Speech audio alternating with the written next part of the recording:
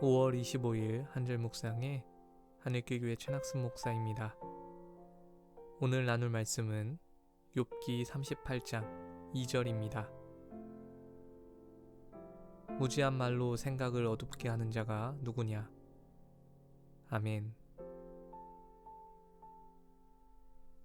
예전부터 당연히 진실이라 믿었는데 아니었던 경우가 종종 있습니다. 예를 들어 어렸을 적 한 번쯤은 들어봤을 선풍기 사망설 같은 것들이죠. 에어컨이 없던 어린 시절 선풍기를 틀어놓고 잠이 들면 정말 큰일이 나는 줄 알았습니다. 그래서 창문을 열어놓고 타이머도 맞추고 잤던 기억이 있죠. 하지만 현재 알려진 바에 의하면 그렇게까지 조심할 필요는 없다고 합니다. 건강이 안 좋은 상태만 아니라면 선풍기를 켜놓고 자도 괜찮다고 합니다. 이런 이야기들은 대체 언제 생겼고 또 어떻게 전해졌을까요? 그 유래를 정확히 알기란 불가능하지만 추측해보자면 일부 사례들이 검증 없이 일반화되었을 가능성이 큽니다. 예를 들어 어떤 분이 선풍기로 인해 순간적으로 호흡에 불편함을 느꼈는데 그것이 입을 타고 전해지다 보니 살이 붙은 경우죠. 아니면 전자제품을 밤새 틀어놓는 것이 좋지 않다는 생각이 나름의 설득력을 가지고 퍼졌을 수도 있습니다. 문제는 그런 섣부른 일반화가 사람들로 하여금 거짓을 진실처럼 믿게 만든 것입니다. 의도야 어찌되었던 잘못된 정보로 인해 괜한 불안감이 생기는 것이죠. 오늘 말씀 속 욥의 친구들도 이런 실수를 했습니다. 그들은 고난을 당한 욥을 위로하기 위해 찾아왔지만 욥이 자기 결백을 주장하자 논쟁을 시작했고 오히려 그를 공격했습니다. 상당 부분을 할애하며 여러가지 다양한 이야기를 늘어놓지만 그 골자는 모든 고난의 이유가 죄라는 것입니다. 그리고 이 논리를 지키기 위해 그들은 끊임없이 욥을 정죄합니다. 하지만 욥은 자기에게 이만한 벌을 받을 만한 죄가 없음을 끝까지 주장하죠. 그렇게 논쟁이 계속되다가 결국 하나님께서 개입하셔서 그들의 무지함을 꾸짖으시며 마무리가 됩니다. 그런데 정말 이 세 친구들의 말이 틀리게 느껴지시나요? 오늘날 교회에서도 이런 말들을 쉽게 들을 수 있습니다.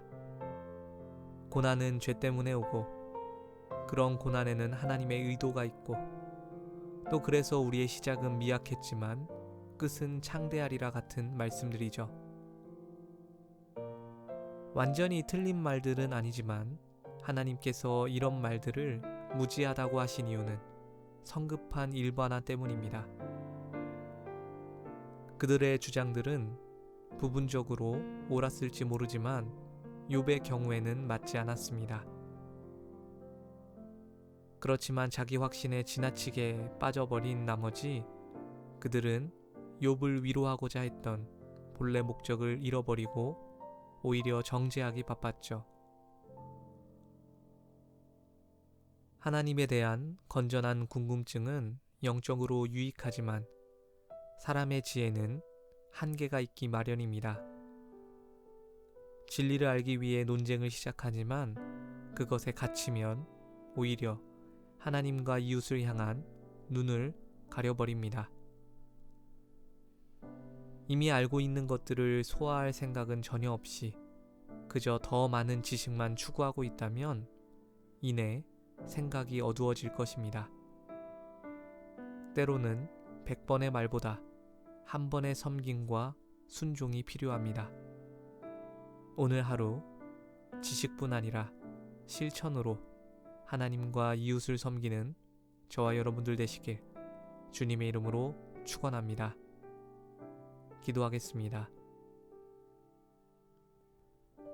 하나님, 저희가 더 많은 것을 알고자 하고 더 많이 배우려고 하지만 실상 그것을 실천하고자 하는 마음이 없습니까? 주님의 지식은 진리이기에 이 땅 가운데 이루어져야 하는 것인데 저희는 순종보다는 잘난 척에 관심이 많습니다. 의미 없는 논쟁과 변론은 말다툼만 일어나게 합니다. 하나님 사랑과 이웃 사랑은 지식뿐 아니라 행동으로, 삶으로 보여져야 되는 줄 믿습니다. 오늘 하루가 그 하나님의 지식을 보이는 하루가 되게 하여 주시고 하나님을 바로 아는 귀한 시간이 되게 하여 주시옵소서. 하나님의 꾸지람에 순복했던 욥과 같이 우리도 주님 앞에 엎드리게 하여 주시옵소서. 감사드립니다. 이 모든 말씀 우리 주 예수 그리스도의 이름으로 기도드렸습니다. 아멘. 우리 주님께서는 말로만 사랑하시지 않고 십자가를 지셨습니다. 함께 해주셔서 감사합니다.